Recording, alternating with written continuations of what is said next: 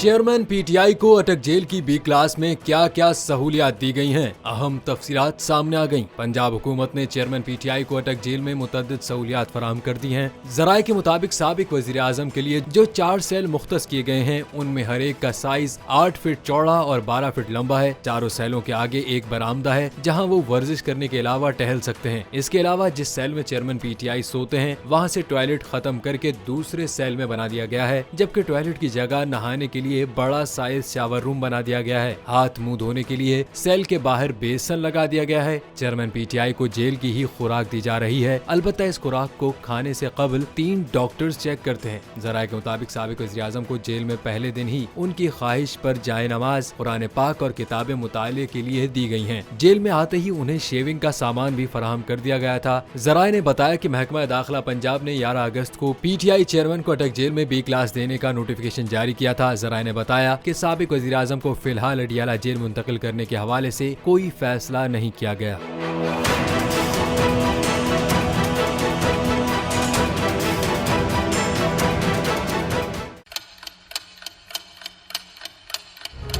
आप लोग इस मुल्क पाकिस्तान में आजाद हैं। सहाफती उसूलों पर कारबंद बोल न्यूज ने रखी रिवायत बरकरार। बोल न्यूज की जानिब से देखने वालों को यौम आजादी की बेहद मुबारकबाद। मुल्क भर से जश्न आजादी की तकरीबात बोल ने दिखाई अपनी स्क्रीन पर। पाकिस्तान के 76वें यौम आजादी का जश्न बोल ने सुनाई पाकिस्तान जिंदाबाद के नारों की गूंज।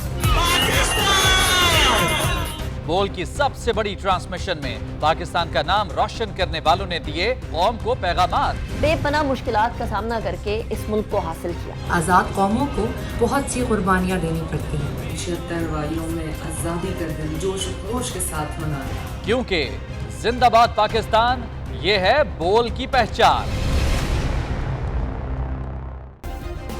सब्सक्राइब करें और बेल दबाएं ताकि कोई खबर रह न जाए।